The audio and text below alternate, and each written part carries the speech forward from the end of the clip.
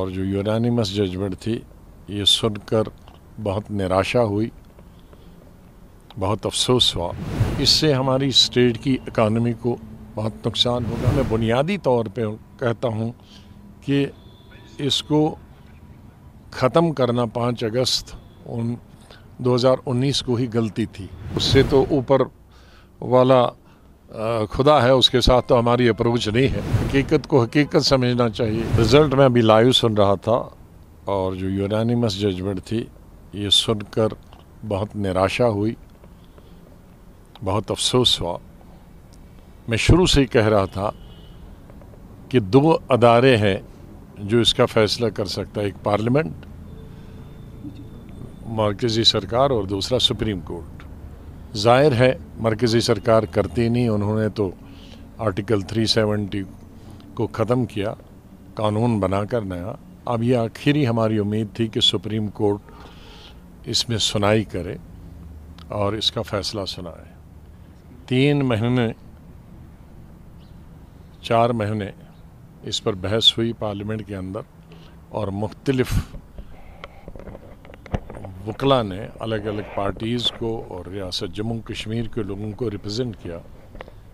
और उसके बाद जो आज यूनानिमस फ़ैसला आया, उससे मेरे ख्याल में जम्मू कश्मीर के सभी लोग, चाहे वो कश्मीर के हों या जम्मू सूबा के, वो खुश नहीं हैं। मैं आज भी समझता हूँ कि ये हमारी रीजन के लिए एक हिस्टोरिकल चीज़ थी। हमारे जज्बात जम्मू कश्मीर के लोगों से इससे जुड़े थे, चाहे वो 370 हो या 35A हो। जिस 35A को महाराजा हरि सिंह ने 1925, 1927 और 1928 में बनाया था कि बाहर वाला न नौकरी कर सकता, न बाहर वाला ज़मीन खरीद सकता। और जब हमारा आईन बना तो 35A की शक्ल में उस महाराजे को फैसले को आगे बढ़ाया था। तो आज वो भी ख़त्म हो गया, दोनों चीज़ें ख़त्म। इससे हमारी स्टेट की इकानमी को बहुत नुकसान होगा, ज़मीनें महंगी हो जाएंगी, पूरे हिंदुस्तान के लोग जम्मू और श्रीनगर आएंगे। हमारी यहाँ कोई बड़ी इंडस्ट्रियाँ नहीं है कि जिसमें हज़ारों या लाखों लोग काम करें। हमारी सबसे बड़ी इंडस्ट्री है टूरिज़्म, और वो लिमिटेड लोगों के लिए है। हमारी सबसे बड़ी इंडस्ट्री जम्मू कश्मीर की है नौकरी, सरकारी नौकरी, और उसमें भी अब और बहुत कम नौकरियां होती। ज़ाहिर स्टेट बहुत छोटी है, अब उसमें पूरे मुल्क के 130 करोड़ जो आबादी हमारे में, वो अप्लाई कर सकते हैं हर महकमे के लिए। तो हमारे जो नौजवान बच्चे हैं या बच्चियाँ हैं पढ़ी लिखी, वो और बेकारी हमारी बढ़ेगी, कई गुना और ज़्यादा बढ़े। तो ये तमाम चीज़ें जब रखी गई थी आर्टिकल 370 में, 35A में, 35A में, इन तमाम चीज़ों को नज़र में रखा गया था कि एक बॉर्डर स्टेट है, एक तरफ से चाइना है, दूसरी तरफ से पाकिस्तान है, और कोई यहाँ ज़रिया आमदनी नहीं है कोई।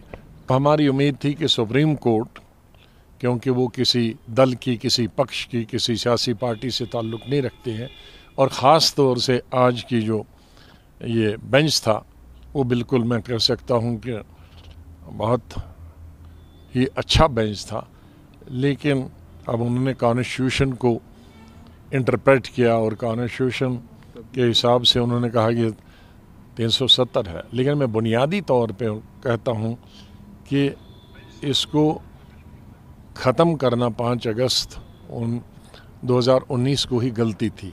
जल्दी में किया गया था, बहुत जल्दी में किया गया था, और जम्मू कश्मीर के अवाम से तो कोई पूछ नहीं सकता है इतने आम से, लेकिन जम्मू कश्मीर की सियासी पार्टियों से पूछा जाना चाहिए था, तो वो नहीं हुआ। 2 ही बड़े इदारे हैं, पार्लियामेंट और सुप्रीम कोर्ट, उससे तो ऊपर वाला खुदा है, उसके साथ तो हमारी अप्रोच नहीं है।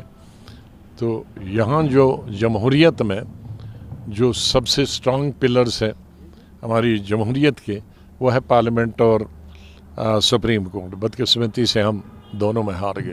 हकीकत को हकीकत समझना चाहिए। मैं डे फर्स्ट से कह रहा था, जब से मैंने नई पार्टी, बहुत सारे लोग उसकी मुखालफत भी करते थे, कई सियासी पार्टियां कहते थे हमको वोट दे दो, हम तो आर्टिकल 370, तो मैंने तभी कहा था कोई स्टेट की पार्टी आर्टिकल 370 को नहीं कर सकती है। अगर कोई कर सकती है तो वो पार्लियामेंट और सुप्रीम कोर्ट कर सकती है, क्योंकि स्टेट पार्टी के अगर उसको 2/3 अक्सरियत भी मिलेगी तो उससे कुछ नहीं होगा।